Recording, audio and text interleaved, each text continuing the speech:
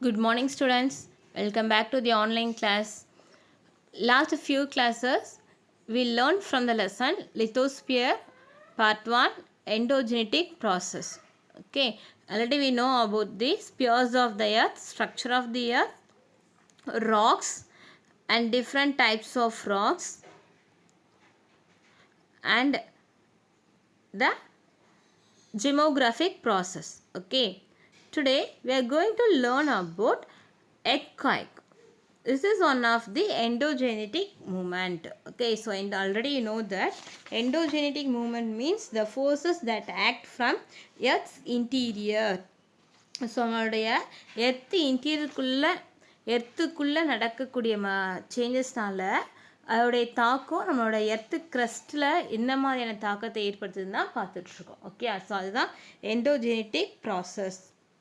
Okay, so today we are going to learn about earthquake.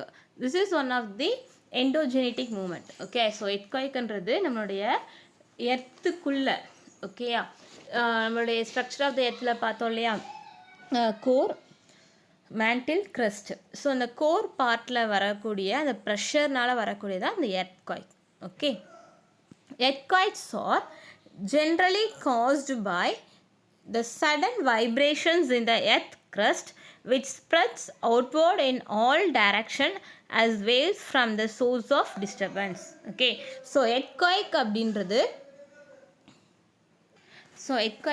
நம்மளுடைய earth இன்டீரியருக்குள்ளே வரக்கூடிய ஒரு sudden vibration. நம்ம earth க்ரஸ்ட்டுக்கு மேலே வரக்கூடிய சடன் வைப்ரேஷன். இந்த வைப்ரேஷன் எதனால் வருதுன்னா நம்ம இன்டீரியர் எர்த்துக்குள்ளே வரக்கூடிய ஒரு ப்ரெஷர்னால். ஓகேவா, ஸோ இந்த சென்டர் பாயிண்ட் இருக்கு இல்லையா, ஸோ இது வந்து ஃபோக்கஸ் அப்படின்னு சொல்லுவோம். ஓகேவா, ஸோ இதை வந்து நம்ம என்ன சொல்லணும்னா ஃபோக்கஸ் பாயிண்ட் அப்படின்னு சொல்லுவோம். So the point of origin of and earthquake is called focus. ஓகேவா, ஸோ எர்த்குவைக் எங்கே ஆரிஜின் ஆகுதோ அந்த இடத்த நம்ம என்ன சொல்கிறோம், ஃபோக்கஸ் சொல்கிறோம். Okay, which generates a series of elastic waves. So இங்கேருந்து தான் நம்மளுக்கு என்ன ஆகுது, இந்த மாதிரி வேவ்ஸ் எல்லாம். ஸோ இந்த மாதிரி வேவ்ஸ் வந்து வந்துகிட்டே இருக்குது இந்த ஆரிஜின் பிளேஸ்லேருந்து. ஸோ இந்த ஆரிஜின் பிளேஸ்லேருந்து நம்மளுடைய அதுக்கு நேராக உள்ள எர்த் சர்ஃபேஸ் இருக்கு இல்லையா, எத்தனை நம்ம என்ன சொல்கிறோம்னா எபி சென்டர் அப்படின்னு சொல்கிறோம். Okay, so epicentre is a point on the earth surface that lies directly above the focus. So இந்த ஃபோக்கஸ் பாயிண்ட்டுக்கு டைரெக்டாக நேருள்ள பகுதி இருக்கு இல்லையா, ஸோ இதுதான் எபி சென்டர் அப்படின்னு சொல்கிறோம். The impact of the earthquake is felt the most at the epicenter. So இதில் வரக்கூடிய இந்த ஃபோக்கஸ் பாயிண்டில் வரக்கூடிய சடன் வைப்ரேஷன், சடன் மூமெண்ட்னால அதுக்கு நேரில் அந்த எபிசென்டர் தான் அதிகமான அளவு பாதிப்படையுது அப்படின்னு சொல்கிறோம். Okay, so this the earthquakes. Okay, next one seismic waves. So seismic வேவ்ன்றது ஸோ இந்த ஃபோக்கஸ் பாயிண்ட் சுற்றி இந்த மாதிரி வேவ்ஸ் இந்த மாதிரி வருது இல்லையா, ஸோ இதை தான் நம்ம என்ன சொல்கிறோன்னா சிஸ்மிக் வேவ்ஸ் அப்படின்னு சொல்கிறோம். ஓகேவா,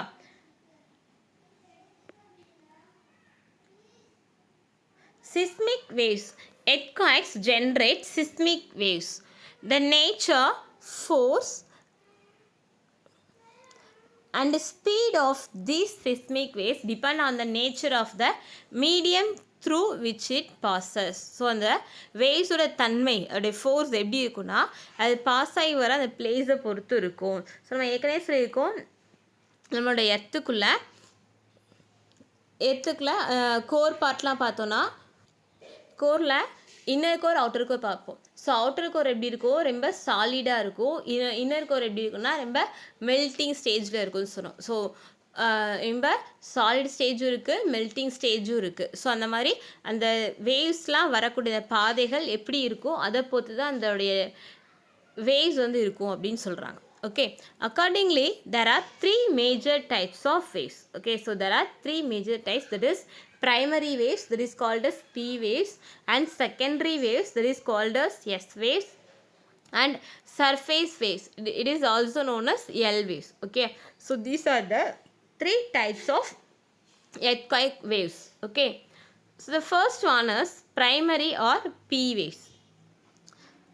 The fastest of all the earthquake waves and the first to reach the epicenter. So first the epicenter reach ஆகலையா, ஸோ அதுதான் P waves, primary waves அப்படின்னு சொல்கிறோம். These waves pass through solid, liquid and gas either through push or pull with an average velocity of 5.3 km per second to 10.6 km per second. So இந்த primary waves வந்து ஃபாஸ்ட்டாக நம்மளோட epicentre வந்து reach ஆகுது. So first reach ஆகிற waves தான் primary waves சொல்கிறோம். So இது எதெல்லாம் பாஸ் ஆகுதுன்னா சாலிட், லிக்விட், கேஸ் இந்த எல்லா பாதையும் கடந்து வருது. ஓகே, ஸோ இதோடைய ஸ்பீட் எவ்வளோ இருக்கும், பெர் செகண்ட் எவ்வளோ ஸ்பீட் இருக்கும் அப்படின்னா 5.3 கிலோமீட்டர்லேருந்து 10.6 கிலோமீட்டர் வரைக்கும் இருக்கும். சரியா? So next one secondary waves. So it is also known as S waves. So S waves travel only through solid. So இது வந்து எந்த பகுதியில் மட்டும்தான் வரும்னா சாலிட் ஸ்பேஸில் மட்டும்தான் வரும், ட்ராவல் ஆகும். These transverse waves shake the ground perpendicular to the direction in which they propagate. So அது எங்கே ஸ்டார்ட் ஆகுதோ அதுக்கு நேராக உள்ள பகுதியை தான் ரொம்ப என்ன செய்யுது, ஷேக் ஆக வைக்குது அப்படின்னு சொல்கிறாங்க. The average velocity of these waves is 1 km per second to 8 km per second. So secondary வந்து 1 km to 8 km வந்து என்னது மூவ் ஆகுது. பெர் செகண்டில் இவ்வளோ கிலோமீட்டர் ஸ்பீடாக வந்து அந்த எர்த்குவேக் வேவ்ஸ் வந்து ஸ்ப்ரெட் ஆகுது. Okay, next one surface waves. So it is also known as L waves. Okay, L waves are similar to P waves. So similar to P waves தான் primary waves மாதிரி தான், but they travel primarily along the ground surface. இது வந்து நம்மளுடைய ground surface மேலே வரக்கூடிய waves. Okay, these waves travel comparatively slower and are the most distractive waves. Okay, so primary வேவ்ஸை விட இது வந்து எப்படி இருக்கும், கொஞ்சம் ஸ்லோவாக தான் நம்மளுடைய கிரவுண்டு மேலே, நம்மளுடைய எர்த்து கிரஸ்ட் மேலே மூவ் ஆகும். ஆனால் அதோடைய டிஸ்ட்ராக்ஷன், அதோடைய இழப்புகள் வந்து எப்படி இழப்பீடு ஏற்படுத்துறது அதிகமாக இருக்கும்.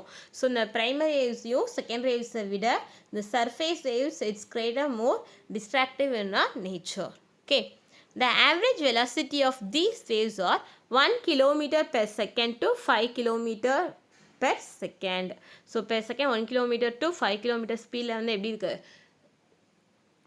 நம்மளுடைய எர்த்து கிரஸ்ட் மேலே ட்ராவல் ஆகுது அப்படின்னு சொல்கிறாங்க. ஓகே, நெக்ஸ்ட்டு இதில் ஃபேக்ட்னு சொல்லி கொடுத்துருக்காங்க. ஸோ அதில் ஃபர்ஸ்ட் ஒன் ஃபேக்ட் பார்த்தோன்னா CF Richter devised a scale to measure the magnitude of earthquake. So எர்த்குவேக்கோட ஸ்பீட் எவ்வளோன்றதை கால்குலேட் பண்ணுறதுக்கு சிஎஃப் ரிக்டர் அப்படின்றவர் கண்டுபிடிச்சிருக்காங்க. This scale relates to the energy released at the epicenter and provides an estimation of the severity of an earthquake. So இந்த Richter scale எதுக்கு use ஆகுதுன்னா எர்த்குவேக்கோட estimation எவ்வளோ தாக்கங்கள் ஏற்படுத்துது அப்படின்றத நம்ம எஸ்டிமேட் பண்ணுறதுக்கு யூஸ் பண்ணுறோம். It is and open ended scale.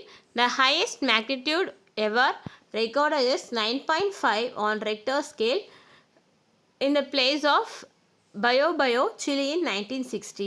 So இது வரைக்கும் இந்த ரிக்டர் ஸ்கேல் வந்து அதிகமான ரெக்கார்டு வந்து எவ்வளோ இருக்குன்னா 9.5. ஸோ இது வந்து எந்த பிளேஸ் இருக்குன்னா சிலி பிளேஸில் 1960 ரெக்கார்ட் ஆகிருக்கு. ஓகே, ஸோ இது வந்து நம்ம தெரிஞ்சுக்கிறதுக்காக கொடுத்துருக்காங்க. அதுவே இன்னொன்று என்ன கொடுத்துருக்காங்க அப்படின்னா the instrument which records the earthquake waves is called seismograph. Okay, so எர்த்குவேக்கை பற்றி நம்ம ரெக்கார்ட் பண்ணுறதுக்கு ரெக்கார்டு என்ன சொல்கிறாங்கன்னா seismograph as seismometer. The science that deals with earthquake is called seismology. So எர்த்குவேக்கை பற்றி படிக்கிற அந்த பிரிவு என்ன சொல்கிறாங்கன்னா seismology அப்படின்னு சொல்கிறாங்க. Okay, okay students, can understand students? Now in this session if you have any doubt you may call me. Okay students, thank you.